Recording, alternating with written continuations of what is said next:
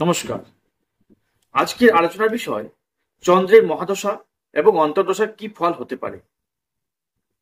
প্রথমে আমরা দেখতে হবে জাতক জাতিকার কুণ্ডলিতে চন্দ্রের অবস্থান কিরকম অবস্থান পাওয়া যাচ্ছে, অর্থাৎ এই চন্দ্র জাতকের বা জাতিকার পক্ষে শুভ কি অশুভ প্রথমে জানতে হবে, এবং এর সঙ্গে সঙ্গে চন্দ্র দ্বারা অন্যান্য গ্রহের যে সংযোগ সেটাও জানতে হবে।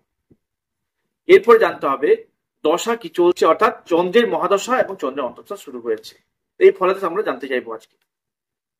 চন্দ্রের মহাদশাতে চন্দ্রের অন্তর্দশা হয়ে থাকে 10 মাসের।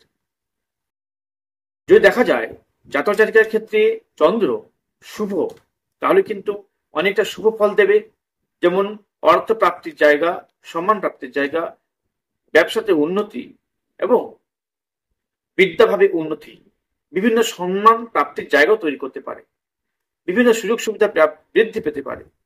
যদি দেখা যায় চন্দ্র জাতক জাতিকার পক্ষে অশুভ, তাহলে কিন্তু অশুভ ফল দিতে পারে, অর্থনাশ হতে পারে, শারীরিক সমস্যা লক্ষ্য করা যেতে পারে, বিভিন্নভাবে সমস্যার সম্মুখীন হতে পারে, মায়ের শারীরিক সমস্যা লক্ষ্য করা যেতে পারে।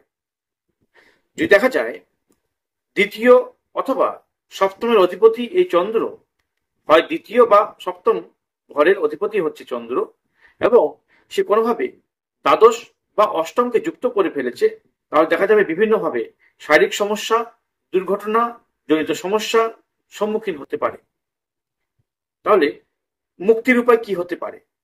শাস্ত্রীয়ভাবে বলা হচ্ছে, যদি দেখা যায় চন্দ্র অশুভ বা শুভ, কোনো ক্ষেত্রেই যার ক্ষেত্রে হোক না কেন, পুজো অর্চনা, ধ্যান জপ, তার ক্ষেত্রে আধ্যাত্মিকভাবে যুক্ত হওয়া, এটা কিন্তু শুভ ফল দিতে পারে। শাস্ত্রীয় ব্যাখ্যাতে বলা হচ্ছে চন্দ্রের বীজমন্ত্র পাঠ করা বা নবগ্রহ স্তোত্র পাঠ করা বা চন্দ্রের কবচ পাঠ করা, এগুলো কিন্তু অনেকটা মঙ্গলময় হতে পারে।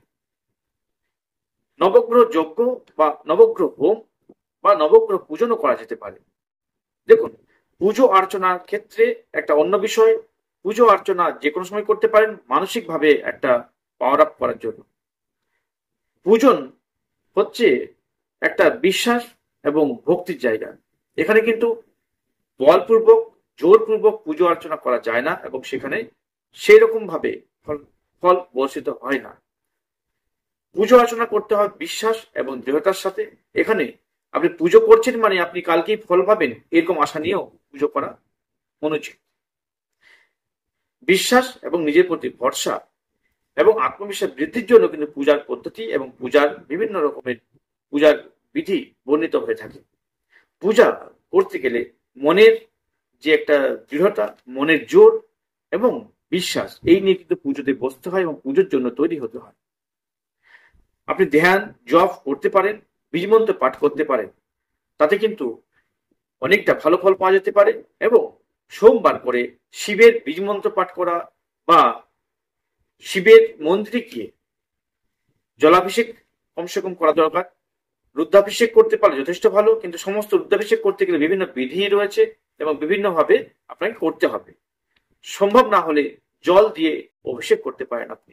এবং সিজনাল ফুল, অর্থাৎ ঋতু ভিত্তিক বিভিন্ন রকমের যে মহাদেবের প্রিয় ফুলগুলো দিয়ে আপনি অর্পণ করবেন এবং প্রার্থনা করবেন, তাতে কিন্তু আপনি অনেকটা ভালো ফল পেতে পারবেন। আশা রাখবো আপনারা এগুলো করবেন এবং ঈশ্বর কৃপাতে নিশ্চয়ই ভালো ফল পাবেন। নমস্কার।